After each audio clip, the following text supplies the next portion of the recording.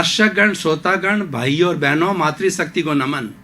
Channel 24+ news के खास, मन को शांति देने वाला, मन को सांत्वना देने वाला, सब दुख हरने वाला और सुख देने वाला, रोम रोम को पुलकित करने वाला, आनंद देने वाला, स्वास्थ्य के टिप्स देने वाला, पुरुषार्थ की बातें बताने वाला पुनरुत्थान कार्यक्रम में आप सभी का हार्दिक स्वागत है, अभिनंदन है, सत्कार है। पुनरुत्थान कार्यक्रम में हम प्रतिदिन नए नए विषय के साथ में जो आपके सामने प्रस्तुत होते हैं और हर विषय इस बात को इंगित करता है कि हमें पॉजिटिव थिंकिंग रखनी चाहिए। तो इसी क्रम के अंदर आज हम एक ऐसा विषय जो कि हमारे पुरुषार्थ से जुड़ा हुआ है, उस विषय को लेकर के आपके सामने प्रस्तुत हो रहे हैं। आज का हमारा विषय है करत करत अभ्यास के और जड़मति होत सुजान।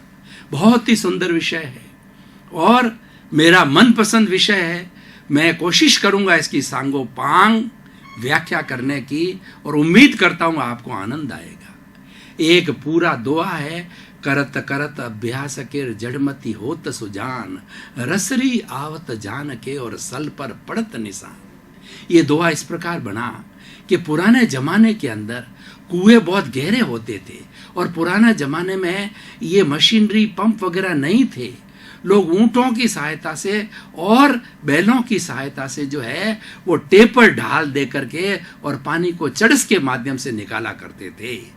तो क्या होता था कि जो रस्सी जो है धीरे धीरे जो नीचे जाती थी, जो ऊंट से जुड़ी हुई थी और चड़स से जुड़ी हुई थी, चड़स जो है पानी निकालता था बाहर, तो रस्सी हर वक्त जो है वो पत्थर के टुकड़े के ऊपर घिसती रहती थी। तो घिसते रहने से क्या होता था कि बार बार जब चड़स से पानी निकाला जाता था तो वह जो है वो सिला है उसके अंदर जो है सल पड़ जाता था, उसके अंदर छेद हो जाता था, उसके अंदर जो है एक धार पड़ जाती थी। इसीलिए कहा गया है करत करत अभ्यास के और जड़मति होत सुजान, रसरी आवत जान के और सल पर पड़त निशान। मतलब रस्सी बार बार आती है तो उसके सल पर निशान हो जाता है। उसी तरीके से अभ्यास करते करते जो है मूर्ख व्यक्ति भी विद्वान बन जाता है। कितनी बड़ी बात है। मूर्ख व्यक्ति को विद्वान बनाने के लिए उसको अभ्यास कराया जाता है और अभ्यास करने से वो व्यक्ति विद्वान बन जाता है। हमारी भारतीय संस्कृति के अंदर एक व्यवस्था दी गई है पुरुषार्थ की, जिसको पुरुषार्थ चतुष्टय कहा जाता है कि काम, अर्थ, धर्म और मोक्ष। हमारी भारतीय संस्कृति का इस मनुष्य जीवन का जो साध्य है, मनुष्य जीवन की जो मुख्य जो है हमारा लक्ष्य है, वह है सिद्धि को प्राप्त होना, सिद्ध बुद्ध मुक्त होना, मुक्ति को प्राप्त होना, सब बंधनों से छूट करके और अनंत सुख को प्राप्त होना। अभी हमें जो सुख आते हैं, एक सुख के बाद दूसरा दुख आता है, फिर सुख आता है, फिर दुख आता है। ये सुख दुख की चेन जैसे धूप छांव आती है, ये चेन चलती रहती है। लेकिन इस चेन से क्या होगा? हमें तो एक जो है वो शाश्वत सुख चाहिए। तो उसके लिए 4 व्यवस्थाएं बनाई गई है कि काम मनुष्य के शरीर की आवश्यकता है, उस काम की पूर्ति के लिए हमारी भारतीय संस्कृति के अंदर विवाह सिस्टम लगाया गया। और अर्थ के माध्यम से हमारा परिवार का काम चलता है, देश का काम चलता है, राज्य का काम चलता है, समाज का काम चलता है। अर्थ एक साधन है। और तीसरा धर्म। अब ये अर्थ और जो है वो काम, ये दोनों जीवन की आवश्यकता है। अब हम आगे कैसे बढ़े, हम मुक्ति की ओर कैसे जाएं, तो दोनों के बीच के अंदर ब्रिज आता है धर्म। आत्मशुद्धि साधनम धर्म। धर्म एक ऐसा साधन है जिससे मुक्ति को प्राप्त कर सकते हैं। व्यक्ति ग्रस्त में रह करके काम और अर्थ का सेवन करके वो धर्म की शरण में जाता है। धम्मम शरणम गच्छामि। जो धर्म की शरण में जाता है उसकी सद्गति हो जाती है, वो मुक्ति को प्राप्त कर लेता है। तो हमारा विषय पुरुषार्थ का है। पुरुषार्थ का मतलब एफर्ट्स करते रहना चाहिए। और पुरुषार्थ के लिए कहा गया है कि आज हम जो कुछ खा रहे हैं, आज हम जो कुछ भोग रहे हैं, अच्छा या बुरा, हमारे कल यानी बीते जीवन में जो हमने पुरुषार्थ किया था उसकी परिणति आज हम भुगत रहे हैं। सुख और दुख के रूप के अंदर। और आज हम जो पुरुषार्थ करेंगे उसकी परिणति आने वाला कल, आने वाले जन्म के अंदर मिलेगा। इसीलिए पुरुषार्थ और भाग्य एक सिक्के के पहलू हैं। भाग्य पुरुषार्थ में बदलता है और पुरुषार्थ भाग्य में बदलता है। और जो व्यक्ति के भाग्य उदय होने वाला है, लेकिन भाग्योदय को प्राप्त करने के लिए भी पुरुषार्थ चाहिए, और पुरुषार्थ करते करते भाग्य अपने आप बनता है, क्योंकि पुरुषार्थ ट्रांसफॉर्म होता है भाग्य के अंदर। तो ये एक दूसरे से जुड़े हुए हैं, एक दूसरे के पूरक है, एक दूसरे के सिक्के के पहलू है। तो इसीलिए पुरुषार्थ अभ्यास के द्वारा किया जाता है। और अभ्यास के लिए आप देखिए कि द्रोणाचार्य गुरु थे, तो द्रोणाचार्य गुरु जो है, जो क्षत्रिय हुआ करते थे, उनको ही अपनी क्लास में एडमिशन देते थे, उनको धनुर्विद्या सिखाते थे। और उनका सर्वश्रेष्ठ धनुर्धारी अर्जुन था, जो गांडीव जिसका धनुष था, जिसके लोग थर्राते थे गांडीव के अंदर। लेकिन समय बदला तो वो गांडीव भी निरुत्तर हो गया। देखिए, तुलसी नर का क्या बड़ा और समय बड़ा बलवान, काबा लूटी गोपियां और वही अर्जुन वही बाण। अर्जुन का गांडीव धनुष अनुज के जो अर्जुन के पास में है, लेकिन उसका समय खराब आया तो उसकी जो प्रिय गोपियां हैं उसको मीणा लोगों ने उसके सामने लूट लिया। गांडीव जो है वो धनुष उसके जो है वो कमर के अंदर कसा हुआ था, क्योंकि समय बड़ा बलवान होता है, तो इसलिए समय करवाता है। बीच के अंदर बात आ गई। तो हम बात कर रहे थे कि एकलव्य को एडमिशन नहीं दिया गया। तो एकलव्य को एडमिशन नहीं देने के कारण जो उसने देखा गुरुजी एडमिशन नहीं दे रहे हैं, तो उन्होंने क्या है कि द्रोणाचार्य की एक मूर्ति बनाई और उसको गुरु मान लिया, दिल से गुरु मान लिया। और गुरु मान करके उनको गुरु दक्षिणा भी जो है अपने हाथ की अंगुली काट करके गुरु दक्षिणा भी चढ़ा दी। और वह धनुर्विद्या सीखता रहा क्यों, उस आस्था के बल पर। और आस्था के बल पर जो है एकलव्य भी जो है एक अर्जुन के बराबर धनुर्धारी बना। क्यों बना कि ये करत करत अभ्यास किया उसने। एडमिशन रेगुलर क्लास के अंदर नहीं मिलने के बाद गुरु की जो है शिक्षा जो मिलनी चाहिए प्रत्यक्ष, वह नहीं मिलने के बाद भी श्रद्धा रूप में उनको उनकी मूर्ति को गुरुवत स्थापित करके और उसने ये विद्या को हासिल किया। तो भाई और बहनों, दर्शकगण, श्रोतागण, हमें पुरुषार्थ करते रहना चाहिए। आपको एक उदाहरण के द्वारा बताना चाहता हूँ, बड़ा सटीक उदाहरण है कि जो चींटी है वो एक चीनी का दाना जो है अपने मुंह में डाल करके और ऊपर चढ़ती है, उसको ऊपर जाना है, उसका निवास ऊपर है। तो जब ऊपर चढ़ती है दीवार के ऊपर तो वो गिर जाती है, फिर चढ़ती है, फिर गिरती है, फिर चढ़ती है, फिर गिरती है, लेकिन वह हिम्मत नहीं हारती। और हिम्मत न हारने के कारण अभ्यास करते करते वो चींटी अपने गंतव्य को, जो उसका घोंसला है, उस घोंसले तक पहुंच जाती है और अपने बच्चों को जो है भोजन, जो दाना लेके आई है, वो खिलाती है। तो ये अभ्यास की बात है। उसी तरीके से अगर मान लो एक निरा मूर्ख व्यक्ति भी है और वह बराबर निरंतर अभ्यास करता रहता है, पढ़ने का, लिखने का, बोलने का, उसके अंदर एक लगन लग जाती है कि नहीं मुझे विद्वान बनता है, तो अभ्यास करते करते वह भी एक समय आता है कि वह विद्वान बन जाता है। दो तरह की व्यक्ति की प्रतिभाएं होती है। एक तो होता है नैसर्गिक, जो कि पूर्व जन्म से जो है सुकृत करके या पुण्य कमा करके वो अपने साथ में लाता है, जिसे हम गॉड गिफ्ट कहते हैं। और एक अर्जित होती है, इस जन्म के अंदर व्यक्ति कठोर परिश्रम करके, बार बार अभ्यास करके, लगन करके, श्रद्धा रख करके और उस चीज को हासिल करता है। दोनों तरीके से होती है। जो नैसर्गिक होती है वो तो ऑटोमेटिकली हासिल हो जाती है, और अर्जित वाले को कठोर परिश्रम करना पड़ता है। कई बार क्या होता है कि हम देखते हैं कि एक ही माँ के दो जुड़वा भाई, एक ने पूर्व जन्म के अंदर बहुत पुण्यशाली जीव है और पुण्य संचय करके आया है, तो उसको बिना किसी परिश्रम, दोनों अलग अलग रहते हैं, बिना किसी परिश्रम किए उसको ऑटोमेटिकली सारी चीज, सुख सुविधाएं और सारी चीज मिल जाती है। और दूसरा भाई है जिसके कि पुण्य का संचय नहीं है और उसके पाप का उदय आता है, तो बहुत ज़्यादा स्ट्रगल करता है, संघर्ष करता है, 24 घंटे काम करता है, फिर भी जो भाई बिल्कुल बैठा बैठा जो है कुछ भी काम नहीं करता है और ऑटोमेटिकली सब चीज जो है प्राप्त हो जाती है, गड़ा धन उसको मिल जाता है, परंतु उसके भाग्य में नहीं है तो वह उसको प्राप्त नहीं होता है। प्रश्न यह है कि जिस व्यक्ति को गड़ा धन मिल रहा है उसने पूर्व जन्म में पुरुषार्थ किया, इसीलिए भाग्योदय हुआ, और इसका पुण्य जन्म पूर्व जन्म में कोई भी जो है वो पुरुषार्थ नहीं था, इस जन्म में कर रहा है तो इस जन्म का जो प्रभाव इस जन्म में भी मिल सकता है और आने वाले समय में भी भाग्योदय हो सकता है। तो कुल मिलाकर के भाई और बहनों, दर्शकगण, श्रोतागण, मैं आपको गीता को कोट करना चाहूंगा कि भगवान कृष्ण ने कहा कि निष्काम कर्म करो। एक निष्काम कर्म की थ्योरी ऐसी है जो हमारे जीवन को बदल सकती है, जो समाज को बदल सकती है, देश को बदल सकती है और विश्व को बदल सकती है कि तुम पुरुषार्थ करते रहो। चरे वेती हम चलते रहे, कारवा बनता रहा।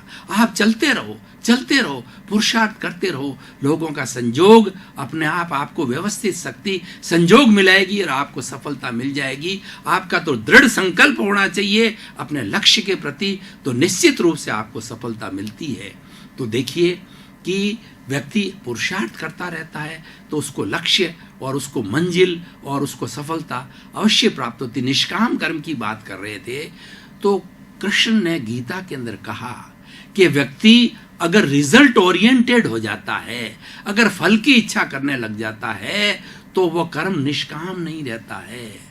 और जो व्यक्ति सिर्फ कर्म की बात सोचता है तो अकर्म का हो जाता है। तो उस व्यक्ति को कार्य करता रहेगा, परिश्रम करता रहेगा, लेकिन फल की इच्छा न होने के कारण में कल अगर उसका अच्छा फल न भी मिले तो वो निराश नहीं होगा। इसीलिए हमें अपने जीवन के अंदर निष्काम कर्म की थ्योरी रखनी चाहिए जो कि पुरुषार्थ से जुड़ी हुई है और जो रिजल्ट ओरिएंटेड हमको नहीं रहना चाहिए। रिजल्ट अपने आप मिलेगा और हमारी अच्छी दिशा है, हमारा अच्छा कार्य है, हमारी अच्छी प्लानिंग है तो निश्चित रूप से रिजल्ट अच्छे ही मिलेंगे। अच्छे का रिजल्ट अच्छा ही होता है, बुरे का रिजल्ट बुरा ही होता है, वो तो मिलेगा। लेकिन फिर भी कुछ न कुछ संजोग की वजह से, कुछ जो नियति की वजह से, व्यवस्थित शक्ति की वजह से अगर हमें नहीं मिलता है तो हम मायूस नहीं होते हैं। तो हम जो है ये ऐसा विषय जो है इतना सुंदर है, इस विषय के बारे में कहा गया है कि जिन खोजा तिन पाइया और गहरे पानी बैठ और मैं बपूरी ढूंढन चली रही किनारे बैठ। मुझे मोती चाहिए और मैं किनारे बैठा बैठा जो है चिंतन करता हूं कि मोती मुझे प्राप्त हो जाए। तो मोती प्राप्त होने वाले नहीं हैं, आपको मास्क पहननी पड़ेगी, अभ्यास करना पड़ेगा और समुद्र के अंदर गहरे गहरे डुबकी लगानी पड़ेगी। डुबकी लगा के शीप जिसके अंदर की मोती बनता उस तक पहुंचना पड़ेगा और उस शीप से मोती निकाल करके किनारे पर लाना पड़ेगा। इतना प्रयास करना पड़ेगा तब जाके मोती मिलता है। यानी हमें जो फल मिलता है वह भी अथक प्रयास के बाद मिलता है और वह हमें करते रहना चाहिए और करने वाले को कभी हार नहीं होती। जो व्यक्ति पुरुषार्थ करता है उसकी हार नहीं होती। कहा जाता है कि धैर्य का फल मीठा होता है, इसलिए कहा जाता है कि हम काम करते रहें और धैर्य रखें तो आज नहीं तो कल, कल नहीं तो परसों जो है वो हमें अवश्य ही अच्छा परिणाम मिलेगा। और हमारे जीवन के अंदर तो कर्म योग है। भगवान कृष्ण ने गीता के अंदर जो 18 अध्याय, गीता जो है वो युद्ध के मैदान के अंदर लिखी गई थी। महाभारत 18 दिन युद्ध चला था और प्रतिदिन एक एक नया अध्याय उन्होंने अर्जुन को दिया था। तो 18 दिन के 18 अध्याय बने। 6 अध्याय थे कर्म योग के, 6 अध्याय थे भक्ति योग के और 6 अध्याय थे ज्ञान योग के। और इन सब का सारांश, उपसंहार, निष्कर्ष निकाले तो वो है ध्यान योग। तो कर्म योग ही होते हैं, वो कर्म करते रहते हैं। कहा जाता है ये कर्म योगी है, यानी ये कार्य करता रहता है, फल की इच्छा नहीं करता है। तो हमें जीवन के अंदर कर्मयोगी बनना चाहिए। तो कर्मयोगी करने से हमको सफलता अवश्य मिलती है और हमें संतुष्टि होती है कि हमने ये मनुष्य जीवन पा करके और कठिन परिश्रम किया, और कठिन परिश्रम के द्वारा हमने हमारे साथियों का, हमने हमारे परिवार का, हमारे समाज का जो है परोपकार किया, सबके लिए भलाई का कार्य किया, तो हमें बड़ी संतुष्टि होती है, हमें बड़ी आनंद की अनुभूति होती है। व्यक्ति जब दूसरों के लिए करता है तो उसको बहुत आनंद आता है, क्योंकि ये हमारा एक मानवीय गुण है। परोपकार एक मानवीय गुण है। जो व्यक्ति सेवा करता है तो उसको सेवा के अंदर बड़ा ही आनंद आता है, और उसको शब्दों के अंदर जो व्यक्त नहीं किया जा सकता, वह तो अनुभव किया जाता है कि उस सेवा से उसको कितनी तृप्ति रहती है। तो शायद वो धन कमाने में भी इतनी तृप्ति नहीं होती होगी। तो भाई और बहनों, दर्शकगण, श्रोतागण, अगर जीवन के अंदर सफल होना है तो हमें पुरुषार्थ करते रहना चाहिए, हमें अभ्यास करते रहना चाहिए। कहा भी गया है, practice makes a man perfect. व्यक्ति अगर प्रैक्टिस करता रहे तो उसको जो है परफेक्ट अवश्य होता है। हमारी जो भारतीय लता मंगेशकर, जो कि भारत रत्न है और कोकिला सम्राट है, वो आज भी प्रयत्न करती है। उनका कहना है कि मैं आज भी प्रतिदिन आधा घंटा जो है अभ्यास करती हूँ, सरगम पद निसारा, उस पर वो अभ्यास करती है कि कहीं मेरा जो स्वर है वो बिगड़ न जाए और मैं स्वर निकालना भूल नहीं जाऊं, मेरा हुनर, मेरी विद्या को भूल नहीं जाऊं। तो भाई और बहनों, दर्शकगण, श्रोतागण, जिस हर व्यक्ति के अंदर कुछ न कुछ गुण होते हैं, उन गुणों को देखना प्रमोद भावना कहलाती है, और उसके अवगुण को देखना नेगेटिव भावना कहलाती है। तो हमें प्रमोद भावना करनी चाहिए, व्यक्ति के गुणों को देखना चाहिए और अवगुण खुद के देखना चाहिए। कबीरदास जी ने कहा है कि बुरा जो देखन में चला, बुरा न मिलिया कोय, जो दिल खोजा आपना और मुझसे बुरा न कोय। तो भाई और बहनों, दर्शकगण, श्रोतागण, हम 84 लाख जीवा योनि में अनंत काल से भटकते आ रहे हैं, और वहाँ हमने कई तरह का पुरुषार्थ किया, कई तरह का अभ्यास किया, अच्छा किया, बुरा किया, उन सब को हम बटोरते आ रहे हैं, हमारे साथ लिए चलते हैं। उसका जो चिट्ठा है पुण्य पाप का हमारे कार्बन शरीर के अंदर होता है, तो वह अशुद्धि है। हमने किसी न किसी जन्म में किसी न किसी को कष्ट दिया है, वह अशुद्धि है, वह कर्म रज है, वह पाप है। तो उस अशुद्धि को धोना चाहिए। उसको धोने के लिए हमें अपना जो कुछ भी जो है, जो हमने जो बुराई की है, जो दोष किए हैं, उनको देखना चाहिए। इसीलिए अंगुली यूं नहीं करके अंगुली यूं करनी चाहिए, यानी दोष अपने देखो और गुण दूसरे के देखो। ये एक जीवन का बहुत बड़ा सिद्धांत है, जो कि हमारे इस आज के पुरुषार्थ से और आज के जो है अभ्यास से जुड़ा हुआ है। ये भी एक अभ्यास है, बहुत सुंदर अभ्यास है, और ये तो हमारे जीवन का सार है। आप जो है बहुत पुरुषार्थ करते हो, बहुत अभ्यास करते हो, लेकिन पॉजिटिव बन के अभ्यास करना चाहिए। नेगेटिव अभ्यास हम करेंगे तो उसके रिजल्ट हमको नेगेटिव मिलेंगे। हम सफलता की जगह असफलता को प्राप्त करेंगे। हम अपने दोष देखते रहेंगे, दोषों का शुद्धिकरण करते रहेंगे, तो हमारा अभ्यास सफल होगा। और दूसरों का प्रमोद भावना देखते रहेंगे, दूसरों के जो सेवा की भावना उसको प्रमोट करते रहेंगे, तो हमारे में भी प्रमोद भावना का विकास होगा। मैत्री, प्रमोद, करुणा, मध्यस्थाश्च, ये 4 बड़ी बड़ी भावनाएं हैं। जो व्यक्ति मैत्री, प्रमोद, करुणा और मध्यस्थ 4 भावना का जीवन के अंदर रोपण करता है, वपन करता है, तो एक अच्छा इंसान बन जाता है, एक होलिस्टिक इंसान बनता है, और वो ईश्वर का रूप होता है। तो भाई और बहनों, दर्शकगण, श्रोतागण, जैसा कि हमारे पुनरुत्थान कार्यक्रम की जो हमारे कहना चाहिए परंपरा है कि हम हर विषय को कसौटी पर कसते हैं कि ये विषय जो है वो प्रासंगिक है या नहीं, ये विषय व्यक्तिगत स्तर पर, समाज के स्तर पर व्यक्ति का कुछ भला करने वाला है कि नहीं,